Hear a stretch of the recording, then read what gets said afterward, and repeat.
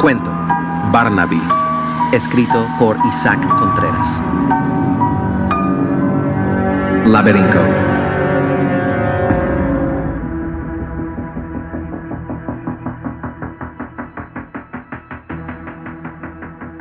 Todo el mundo sabía que la civilización terminaba en la autopista 8. Más allá de eso, solo había un horizonte vacilante por el calor y el esqueleto de vallas publicitarias olvidadas. Pero los niños se susurraban una historia diferente en los patios de las escuelas, y los viejos la murmuraban en las barras de los bares, que si girabas en un camino de tierra sin marcar, justo donde un rayo había partido un viejo poste de teléfono, la realidad comenzaba a deshilacharse. Al final de ese camino silencioso no había un castillo ni una cueva resplandeciente, sino algo casi más extraño en su sencillez: el bazar de maravillas del viejo Silas. Y dentro, pasado los frascos de canicas y los maniquíes sin brazos, te encontrabas con el corazón del secreto. Sentado en una mecedora de roble estaba Barnaby, un oso de peluche de tamaño humano, cuyo pelaje brillante y cuyos ojos de botón, de vidrio que parecían contener una galaxia de tranquila melancolía. Podrías pensar que era solo otro juguete olvidado, el premio de una feria de hace 100 años. Podrías sentarte y observar durante una hora, sintiéndote un tonto por haber creído en los rumores. Pero entonces ocurría. Sin previo aviso, una quietud caía sobre el lugar. Una costura en el vientre abultado de Barnaby comenzaba a brillar con una luz suave y dorada. La tela no se rasgaba, sino que se separaba, como pétalos abriéndose. Y desde el interior, desde un lugar que desafiaba toda lógica y biología, una pequeña cabeza escamosa emergía del relleno de algodón. Con un parpadeo de sus ojos reptilianos, una cría de velociraptor, perfectamente formada, viva y absolutamente imposible, se deslizaba al regazo de felpa de su madre oso.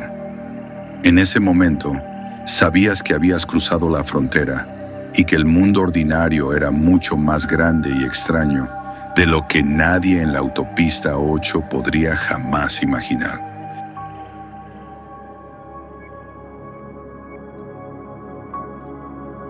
El dueño del bazar, un hombrecillo de bigotes encerados llamado Silas, presentaba cada nacimiento como un evento sagrado. Las pocas docenas de visitantes se reunían en un respetuoso silencio, observando cómo las pequeñas criaturas parpadeaban ante la luz, con sus escamas iridiscentes y sus garras del tamaño de una uña. Los raptores, al crecer, deambulaban libremente por el recinto del bazar, criaturas dóciles de una belleza prehistórica que comían de la mano de los niños y dormitaban a los pies de Barnaby. El bazar apenas generaba ganancias, pero rebosaba de una riqueza que el dinero no podía medir. Pero la noticia de un oso de peluche que daba a luz a dinosaurios no podía permanecer en secreto.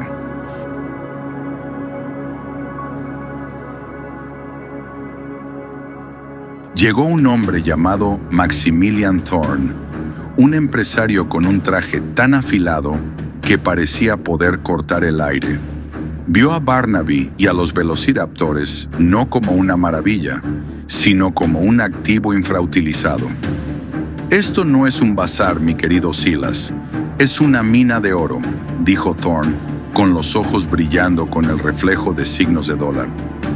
Thorne compró el bazar, manteniendo a Silas como un gerente ceremonial. El nombre cambió a Raptorama, la aventura jurásica.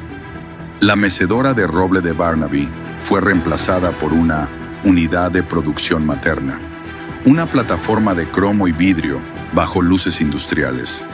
Los nacimientos que antes eran espontáneos, ahora se inducían con una combinación de estimulación sónica y cambios de temperatura programados. Ya no eran milagros, eran producciones. El ciclo se aceleró. Barnaby, ahora una mera pieza de maquinaria biológica, comenzó a mostrar desgaste. Su pelaje se adelgazó, una de sus orejas se descosió y sus ojos de botón de vidrio se volvieron opacos y vacíos. Daba a luz 3, 4, a veces 5 veces al día. Los velociraptores recién nacidos ya no conocían el toque gentil de un visitante, ni la sombra pacífica de su progenitor de felpa.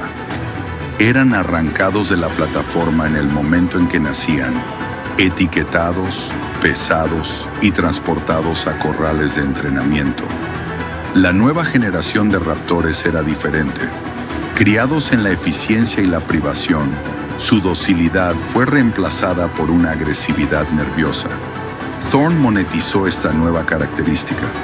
Compró uno a uno los terrenos de aquel horizonte olvidado y construyó la Arena del Caos, donde los visitantes, ahora miles, pagaban un extra para ver a los velociraptores pelear por trozos de carne cruda. Las gradas rugían de emoción mientras las criaturas, que antes eran símbolos de un milagro imposible, se desgarraban entre sí por la supervivencia. El precio de las acciones de Raptor Rama se disparó. Silas observaba con el corazón roto cómo la maravilla que había cultivado se había convertido en una fábrica de brutalidad. Intentó apelar a Thorne. «Estás destruyendo la magia», suplicó. «Estás destruyendo a Barnaby». Thorne se rió. «La magia no paga los dividendos, Silas. Estoy en el negocio del crecimiento, y el crecimiento exige producción. El oso es un recurso. Los raptores son el producto. El público demanda un espectáculo, y nosotros les damos lo que quieren. Es el sistema perfecto». El sistema perfecto, sin embargo, no tuvo en cuenta la naturaleza de su propio producto. Los velociraptores, criados para la agresión y el estrés constante, se volvieron cada vez más inestables. Sus chillidos en la noche no eran de asombro, sino de furia contenida. El clímax llegó durante el evento principal del fin de semana del inversor. En la Arena del Caos, dos de los raptores más grandes y maltratados estaban enzarzados en una batalla particularmente salvaje. Pero entonces, en un acto de desesperación o de repentina lucidez, uno de ellos ignoró a su oponente. Con un salto poderoso, salvó el muro de contención electrificado y cayó en la zona de control de la arena. El pánico estalló.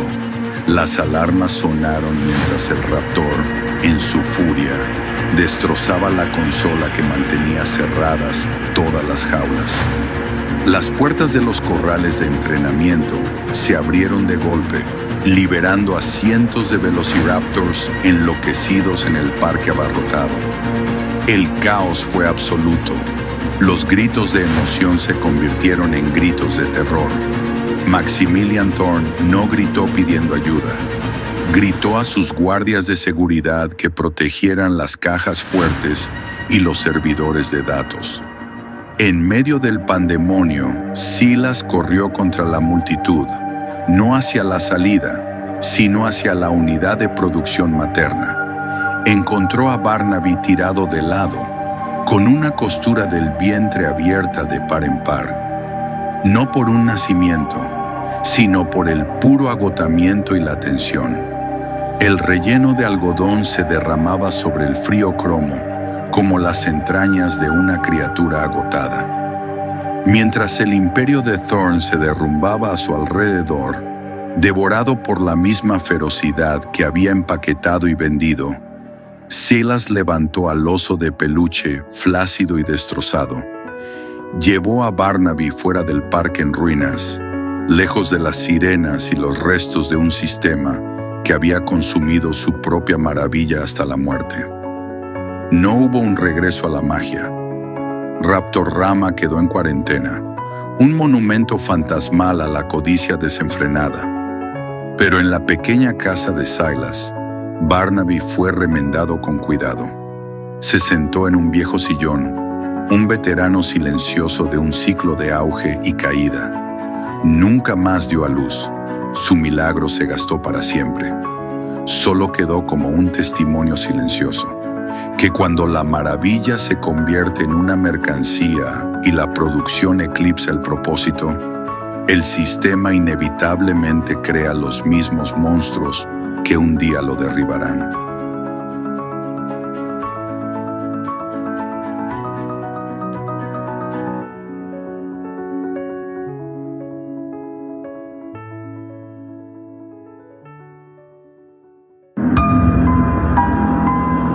Cuento Barnaby, escrito por Isaac Contreras. Laberinco.